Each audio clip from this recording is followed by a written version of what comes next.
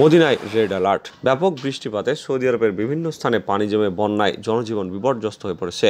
অতিমাত্রায় বৃষ্টির কারণে মদিনায় রেড অ্যালার্ট জারি করা হয়েছে। এছাড়া মদিনা অঞ্চলের সিভিল ডিফেন্স অধিদপ্তরের তরফ থেকে সাধারণ মানুষকে সতর্ক থাকার অনুরোধ করা হয়েছে। মঙ্গলবার এক প্রতিবেদনে এই তথ্য জানিয়েছে গালফ নিউজ। সৌদির জাতীয় আবহাওয়া কেন্দ্রের বরাদ্দে প্রতিবেদনে বলা হয়েছে, মদিনার জন্য সর্বোচ্চ লাল সতর্কতা জারি করেছে সংস্থাটি।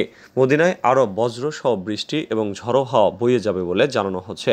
এতে আরও বলা হয়েছে, মদিনার আল ইসে সবচেয়ে বেশি বৃষ্টিপাত হয়েছে। বৃষ্টির পানিতে উপত্যকা এবং বিভিন্ন প্রাচীরে পানি উপচে পড়ছে। এছাড়া বৃষ্টির পানির কারণে সৃষ্ট বন্যায় অনেক রাস্তায়ও গাড়ি ডুবে গেছে। এতে অনেক সড়ক বন্ধের পাশাপাশি বিভিন্ন অবকাঠামো ক্ষতিগ্রস্ত হয়েছে।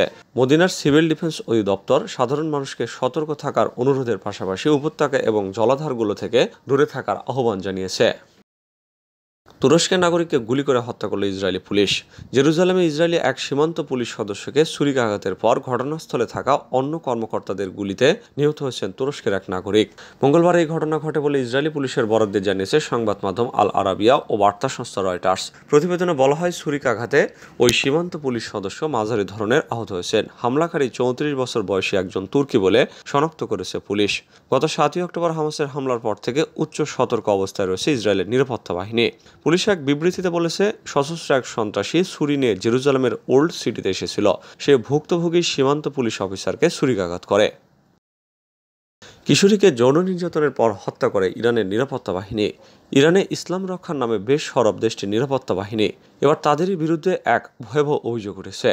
ধর্মীয় মূল্যবোধ রক্ষার দোহাই দিয়ে গ্রেপ্তার এক কিশোরীকে যৌন নির্যাতনের পর হত্যা করেছে তারা। দেশটির নিরাপত্তা বাহিনীর ফাঁস হওয়া নথি পর্যালোচনা এবং নিজস্ব অনুসন্ধানের পর মঙ্গলবার বিবিসি এই সংক্রান্ত প্রতিবেদন প্রকাশ করেছে। তবে এ বিষয়ে বিবিসির যোগাযোগের পরও মন্তব্য করতে রাজি হয়নি ইরান। হত্যার শিকার নিকা সাকারামি এক বিক্ষোভের পর নিখোঁজ হন। এক সপ্তাহের বেশি সময় পর মর্গে তার লাশ শনাক্ত করে তার পরিবার। সে সময় ইরান সরকারের পক্ষে দাবি করা হয়, বিক্ষোভের সঙ্গে নিকার মৃত্যুর ঘটনার যোগসূত্র নেই, সে আত্মহত্যা করেছে। কিন্তু নিকার সঙ্গে ঘটেছে এক ভয়াবহ ঘটনা। তাকে গ্রেপ্তারের পর যৌন নির্যাতন করা হয়, এরপর তাকে হত্যা করা হয়।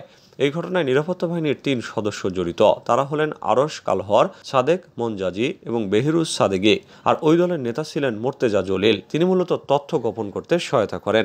এই সংক্রান্ত একটি শুনানি করে ইসলামিক রেভলিউশনারি গার্ড কোর। তারা দেশটিতে ইসলাম প্রতিষ্ঠা রাখতে বিভিন্ন দমনমূলক কাজের সঙ্গে জড়িত। সেই সঙ্গে শুনানিতে জড়িতদের নাম এবং যেসব উচ্চপদস্থ কমান্ডার ঘটনা ধামাচাপা দিয়েছে তাদের নাম রয়েছে।